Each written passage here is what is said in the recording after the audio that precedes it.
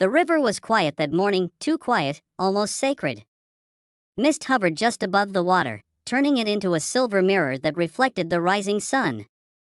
On the edge of that river sat a man, rough hands, faded jeans, eyes filled with stories he'd never tell. His name was Daniel Brooks.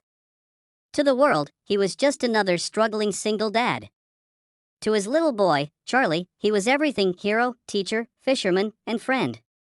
But Daniel had no idea that today, a small act of kindness would change his life forever. If you believe in kindness, second chances, and the magic of fate, don't forget to like, comment, share, and subscribe to our channel. Your support helps us bring more true, heart-touching stories to life. Daniel had lost almost everything 3 years ago.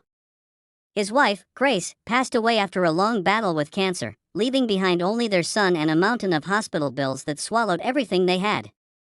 He sold their home, their car, and even his wedding ring just to keep food on the table and a roof over their heads.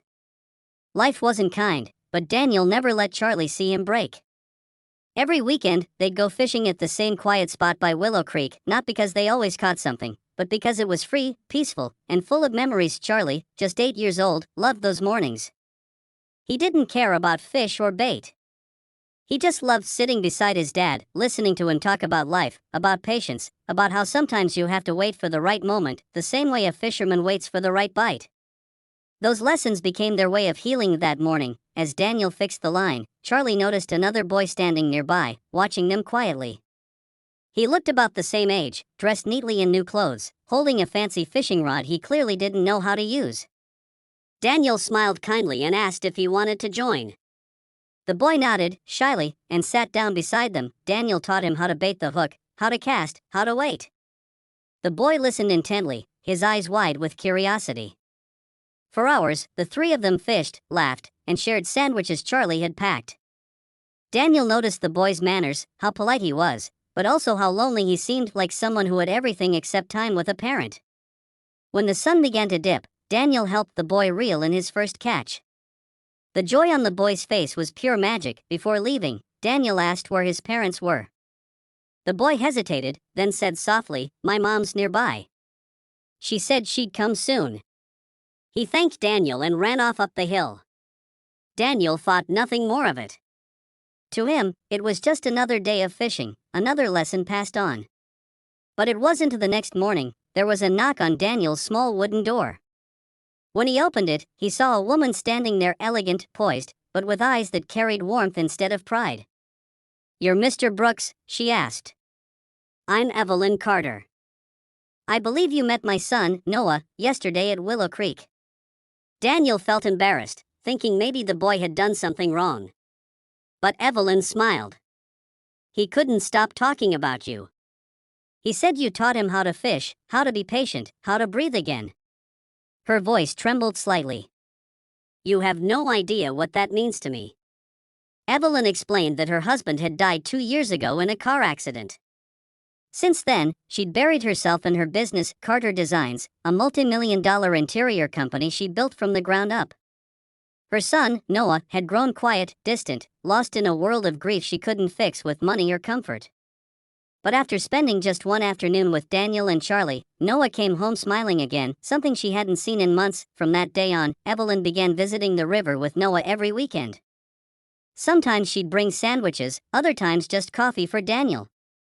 They'd sit together, watching their sons play by the water. Slowly, a quiet bond began to form, one built not on wealth or appearances, but on shared pain and silent understanding. Evelyn was used to people who wanted something from her. But Daniel never asked for anything. In fact, he often refused her offers to help, politely saying, "You can't buy peace, Evelyn. You can only make it." His humility both puzzled and impressed her. Weeks turned into months. The four of them became a small, unspoken family. Daniel taught both boys to fish, build campfires, and fix broken things. Evelyn taught Charlie to paint and read stories from her favorite books. The laughter returned to both homes, blending with the gentle sound of the river. But one evening, when Daniel got home, he found an eviction notice pinned to his door. The factory he worked at had shut down, and his savings were almost gone. He didn't want to tell Evelyn, pride wouldn't let him. So he quietly started looking for odd jobs, taking shifts at night, even skipping meals to keep Charlie fed. Yet, despite his struggles, he still showed up at the river every weekend with a smile, Evelyn noticed. She saw the tiredness in his eyes, the calloused hands, the way his clothes hung looser. One day, she followed him after they left the river and saw him working at a scrapyard, lifting heavy metal for a few dollars.